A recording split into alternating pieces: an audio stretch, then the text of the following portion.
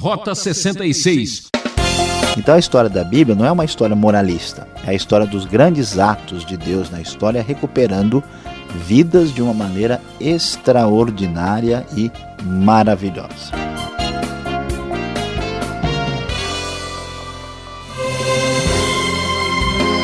Começa aqui o seu programa Rota 66.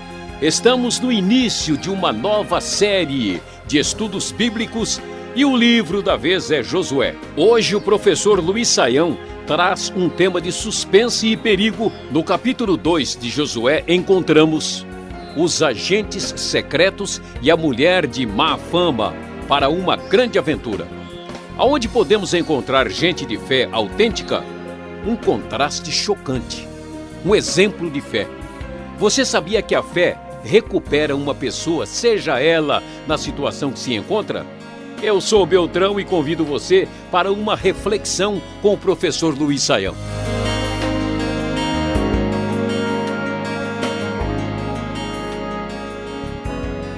Quando chegamos ao segundo capítulo de Josué, vemos que o povo de Israel, com seu exército sob o comando de Josué, estão se preparando para conquistar a terra prometida, principalmente conquistar a grande e forte cidade de Jericó, que veremos em breve aqui no nosso programa Rota 66. E para uma missão tão bem preparada, uma missão tão bem planejada, Josué vai usar de um expediente muito conhecido hoje em todo o cenário geopolítico internacional. Aqueles famosos espias que, conforme a NVI, os espiões, na verdade, eram os agentes secretos da antiguidade. Não temos aqui nenhum 007, até porque o capítulo é o 2, eles estão mais para 002 do que para 007, aqui nessa missão especial. Lendo o texto da Nova Versão Internacional, nós ficamos sabendo do que aconteceu. Então Josué, filho de Num, enviou secretamente de Sitim 2 espiões e lhes disse: vão examinar a terra, especialmente Jericó. Eles foram e entraram na casa de uma prostituta chamada Raabe, e ali passaram a noite. Todavia, o rei de Jericó foi avisado. Alguns israelitas vieram aqui esta noite para espionar a terra. Diante disso, o rei de Jericó enviou esta mensagem a Raabe: mande embora os homens que entraram em sua casa, pois vieram espionar a terra toda. Como vemos, os dois agentes secretos do exército de Israel chegam à poderosa e forte cidade de Jericó e então ali numa casa que ficava no alto da muralha, que era a casa de Raabe, uma mulher de má fama, ela era uma prostituta, eles se hospedam lá, mas o serviço de contra-espionagem de Jericó já estava funcionando e, portanto, o rei mandou tirar satisfação daquela situação, exigindo que Raabe tomasse providências. E o que acontece na sequência da nossa empolgante história? Mas a mulher que tinha escondido os dois homens respondeu, vemos no versículo 4 da NVI: é verdade que os homens vieram a mim, mas eu não sabia de onde tinham vindo. Ao anoitecer, na hora de fechar a porta da cidade, eles partiram. Não sei por onde foram. Corram atrás deles, talvez os alcancem. Ela, porém, os tinha levado para o terraço e os tinha escondidos sob os talos de linho que havia arrumado lá. Os perseguidores partiram atrás deles pelo caminho que vai para o lugar de passagem do Jordão e logo que saíram, a porta foi trancada. Devemos entender aqui que a cidade é cercada de muralhas, ela é bem fortalecida, bem fechada, e ela tem os portões, essas portas, né, grandes da cidade que são trancadas e é difícil entrar e sair.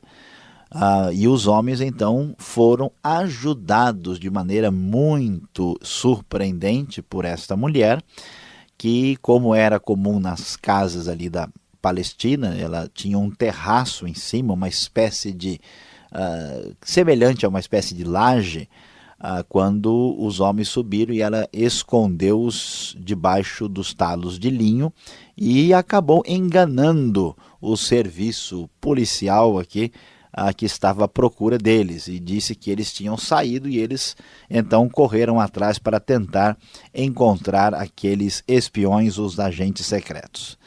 Antes dos espiões se deitarem, Raabe subiu ao terraço e lhes disse: sei que o Senhor lhes deu esta terra. Vocês nos causaram um medo terrível e todos os habitantes desta terra estão apavorados por causa de vocês. Pois temos ouvido como o Senhor secou as águas do Mar Vermelho perante vocês quando saíram do Egito, e o que vocês fizeram a leste do Jordão com Seom e Og, os 2 reis amorreus que vocês aniquilaram.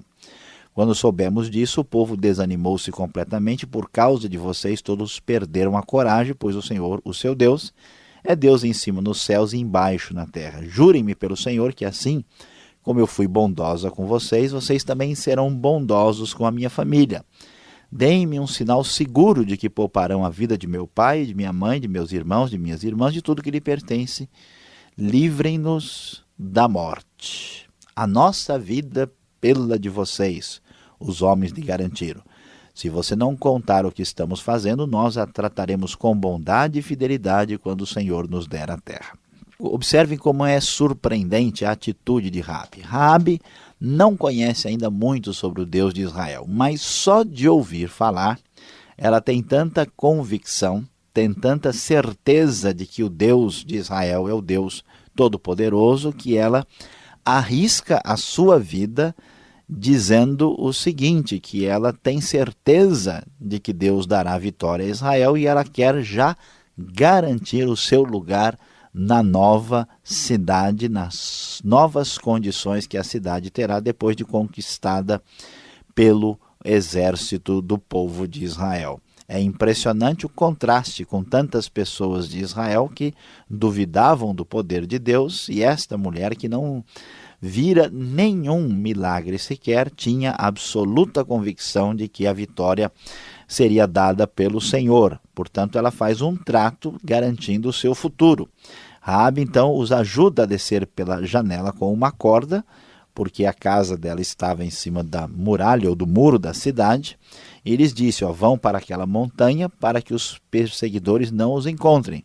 Escondam-se por lá por 3 dias até que eles voltem. Depois poderão seguir o seu caminho. Os homens lhe disseram: estaremos livres do juramento que você nos levou a fazer. Se quando entrarmos na terra você não tiver amarrado este cordão vermelho na janela, pela qual nos ajudou a descer, e se não tiver trazido para a sua casa o seu pai, a sua mãe, os seus irmãos e toda a sua família. Qualquer pessoa que sair da casa será responsável por sua própria morte. Nós seremos inocentes, mas seremos responsáveis pela morte de quem estiver na casa com você, caso alguém toque nessa pessoa. E se você contar o que estamos fazendo, estaremos livres do juramento que você nos levou a fazer. Então o trato é feito, eles combinam um sinal, um cordão vermelho amarrado na janela, para que quando o exército chegasse, Raabe fosse aí junto com a sua família poupada da morte na invasão do exército de Israel. É muito interessante observar ainda como o contraste aqui é acentuado. O que nós temos aqui nesse episódio? Nós temos primeiro uma mulher que não tinha tanta chance e nem tanta relevância na antiga cultura patriarcal hebraica. E, em contraste, nós temos do lado do povo de Israel vários homens, líderes, que duvidaram de Deus. Inclusive os espias, a maioria deles, dos espiões que foram para ver a terra, duvidaram que eles seriam capazes de conquistar a terra. Nós temos uma mulher que é cananita, que pertence a um povo cujos limites morais e religiosos foram tão longe que serão aniquilados pelo julgamento divino. E mesmo assim, esta mulher tem fé extraordinária, ela realmente age de maneira especial, ela tem uma fé extraordinária. E, além disso, nós devemos ainda prestar atenção ao fato que ela é uma prostituta, ou seja, não há nada de recomendável na pessoa de Raabe do ponto de vista da impressão sobre a sua própria vida, sobre o que ela é. No entanto, ela deposita a sua fé e a sua confiança total e completa no Deus de Israel, a ponto de, vamos dizer assim, arriscar a própria vida. Ela então despede os agentes secretos, os espiões, eles vão embora e ela deixa amarrado o cordão vermelho na janela. Quando eles vão embora, eles ficam lá, de acordo com o conselho dela, 3 dias nas montanhas. Então os perseguidores voltam. Eles procuram ao longo de todo o caminho, não acham nada. Por fim, os 2 homens voltaram, desceram a montanha, atravessaram o rio, chegaram a Josué, filho de Num, e lhe contaram tudo o que lhes havia acontecido. E disseram a Josué: sem dúvida, o Senhor entregou a terra toda em nossas mãos, todos estão apavorados por nossa causa. Mais uma vez, nessa famosa história dos agentes secretos e da mulher de má fama, vemos o contraste bem definido e estabelecido. Enquanto muita gente do próprio povo de Israel, do exército de Israel, líderes importantes que tinham visto aos olhos vivos o poder de Deus, milagres, coisas extraordinárias que aconteceram quando Deus abriu o Mar Vermelho, quando Deus fez milagres na jornada do deserto, essas pessoas tinham toda a razão possível para ter fé na pessoa do Deus de Israel, mas eles duvidaram, tendo recebido boa formação religiosa, tendo liderança espiritual adequada, tendo milagres um atrás do outro, sabendo da grande vitória que Deus tinha dado contra os mais poderosos do mundo, que eram os egípcios, e mesmo assim eles não tinham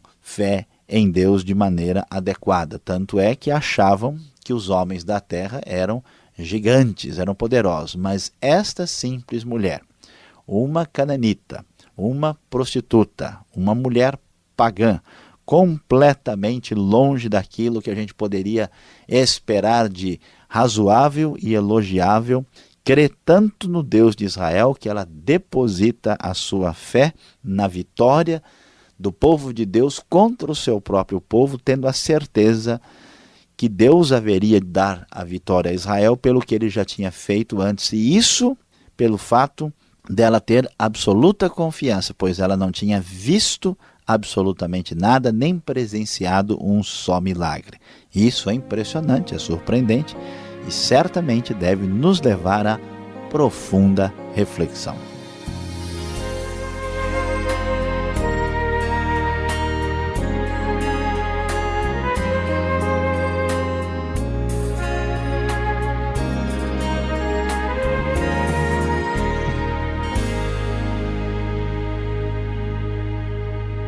Você está ligando o rádio agora?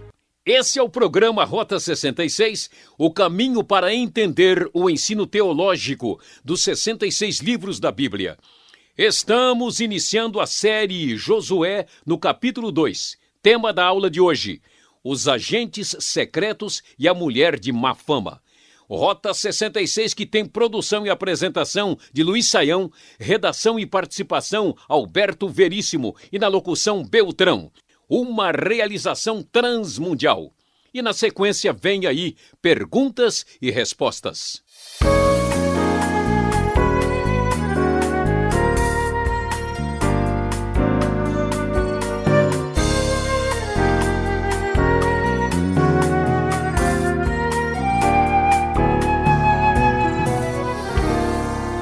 Vamos juntos agora na segunda parte do programa, acompanhando o estudo do professor Luiz Saião em Josué capítulo 2.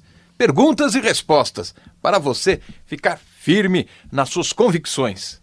Professor Luiz Saião, a primeira pergunta nesse estranho capítulo 2 de Josué: Deus pode abençoar uma prostituta, uma mulher de má fama?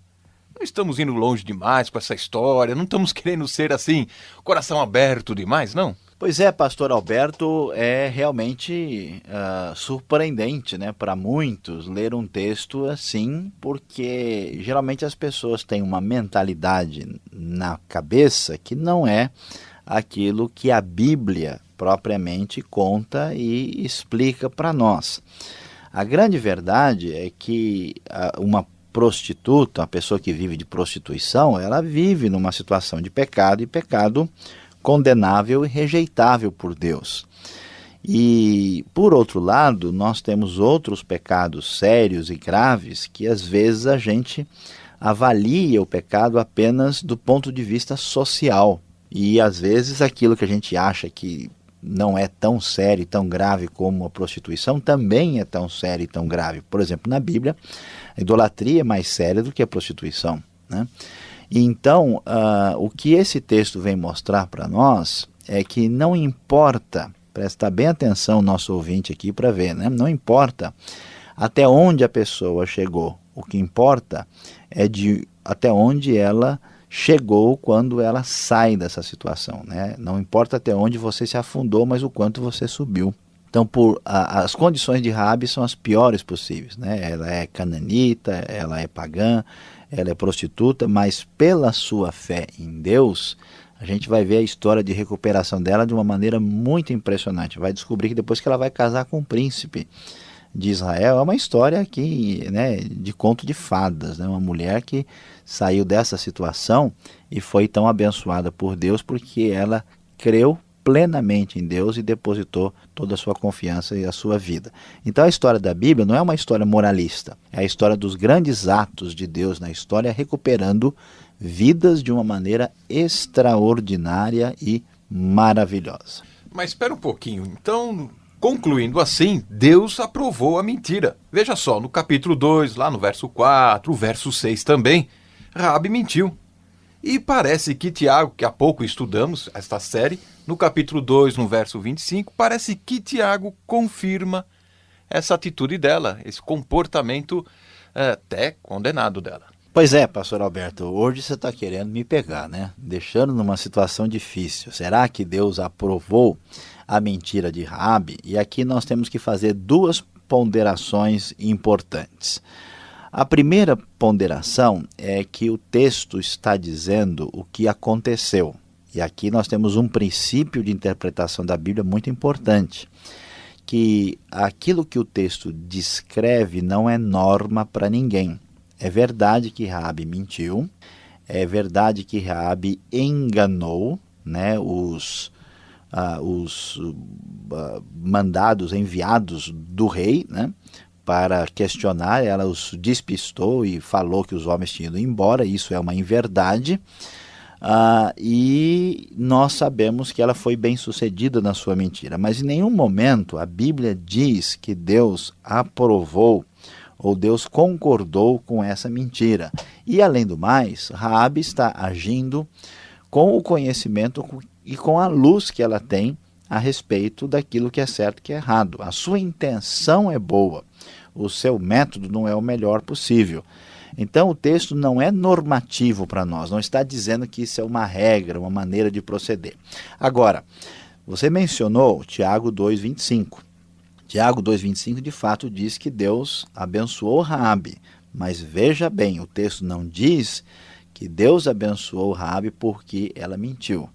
Diz que ela foi abençoada por ter acolhido os espias e por tê-los escondido, mas não por ter enganado ninguém. Então, Deus abençoou Raabe apesar das suas falhas, né, no processo, e não por causa das falhas. É mais ou menos o que acontece com a gente, né?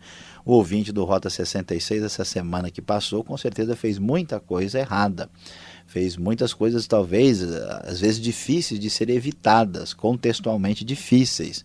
E Deus não nos abençoa por causa dos nossos erros, mas apesar deles, porque Deus é bom e a sua misericórdia dura para sempre. Então é importante fazer essa distinção para entender que Deus abençoa a atitude boa e excelente de Raabe, mas isso não significa que Deus está nos ensinando ou aprovando a prática da mentira como um paradigma para a vida.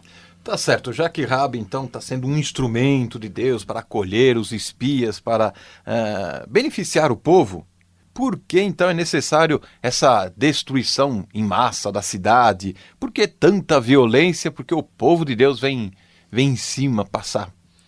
Pois é, pastor Alberto, essa pergunta é interessante. Deus, a gente poderia pensar, Deus poderia ter feito uma outra maneira, né? Deus poderia talvez aí, né, causar uma situação em que pudesse haver uma determinada convivência melhor entre os dois e eles pudessem viver ali. Mas a questão são duas coisas sérias aqui. Nós já vimos em todo o nosso estudo do Pentateuco que os cananeus representavam uma ameaça para a destruição de Israel, por causa do seu paganismo, né, e da idolatria, e quase que Israel é assimilado e desaparece o povo que foi escolhido por Deus para trazer, né, a promessa de Deus ao mundo, a vinda do Messias, né, a esperança última de redenção que Deus tinha prometido através daquele povo. E além disso, nós temos que ver que Deus tem um certo limite de paciência. Lá em Gênesis até se fala que o cálice, né, da ira de Deus ainda não tinha se enchido com respeito aos amorreus. Então, o julgamento desse povo tem a ver com o limite da maldade que tinha atingido aquele povo, de modo que Israel serviu como um instrumento de punição para aquele povo. E por isso, então, não foi possível, né, fazer nenhum assim, meio termo entre essa situação e outra, assim como também não foi possível ter meio termo no dilúvio, em Sodoma e Gomorra, né? Então não é bem violência, mas sim a aplicação da justiça divina. Tá certo. Agora vamos tocar num assunto assim, para fechar o nosso bate-papo aqui, sobre o que está no verso 18 do capítulo 2, este cordão vermelho. A gente ouve tanta coisa, né? Será que existe uma simbologia nisso? Será que existe um significado neste fio, né, que eles escolheram, afinal de contas, né? É importante a gente prestar atenção e descobrir que esse cordão vermelho é um cordão vermelho, né? Então muita gente pode enxergar nele o que quiser. Alguns podem achar que é a bandeira da Dinamarca, ou então que é algum torcedor do Internacional de Porto Alegre que morava lá, né? Várias pessoas podem ter percepção diferente sobre isso, mas o texto não sinaliza nada. Então houve, por exemplo, uma tendência em alguns grupos cristãos de enxergarem naquele cordão uma referência ao sangue de Cristo, a uma linha vermelha da história, mas não há nenhuma justificativa, nem no Antigo nem no Novo Testamento, para isso. A razão por que o cordão é vermelho é para que a pessoa possa ver o cordão vermelho. É um cordão vermelho, inclusive aqui deve ser um vermelho encarnado, né? Muito vivo, é muito fácil de ser localizado. Esse vermelho significa que a vida de Raabe e de sua família iam ser de fato poupadas. Acho que isso é suficiente. Ir além disso, muito mais, não tem condição de se encontrar base textual suficiente para isso. Apesar da ideia ser atraente, ela não pode ser justificada textualmente. Eu acho que também porque não tinha fio amarelo lá, né? Então vai de vermelho mesmo. Mas tinha azul, né? Tinha violeta, então o vermelho é a melhor alternativa. É o que estava na moda, né? Sayão, muito obrigado pela explicação. Você segue em frente com a gente agora, vem o professor Sayão com a aplicação do estudo para você.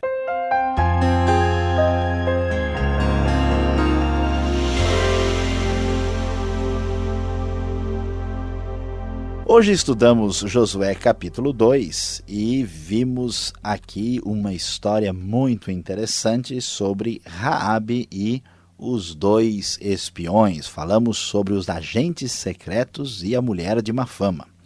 E qual é a grande mensagem, aplicação para nós depois de termos estudado este capítulo? A grande verdade é que vemos neste capítulo um exemplo de fé extraordinário. Raabe creu e creu de verdade, tanto é que ela se arriscou plenamente. Essa fé que nasceu no coração de Raabe é surpreendente porque mostra que uma pessoa que chegou ao ponto de se prostituir e de ter o seu nível moral de vida tão vamos dizer, diminuído, é muito provável que Raabe fosse uma pessoa psicologicamente destruída. Sendo prostituta no mundo dos cananeus, é muito provável que ela tenha sido abusada sexualmente, que ela tenha sofrido barbaridades. E essa mulher veio a ser a princesa em Israel, no meio do povo de Deus. Veja do que a fé é capaz quando recupera uma pessoa numa situação dessa. Não importa até onde você tenha ido, quando Deus te alcança e a fé nasce no seu coração, você será plenamente recuperado. Você já sabe, é uma pena. Nosso tempo acabou. O programa Rota 66 volta nessa mesma sintonia e horário. Esperamos por você. E divulgue o nosso site www.transmundial.com.br. E aquele abraço.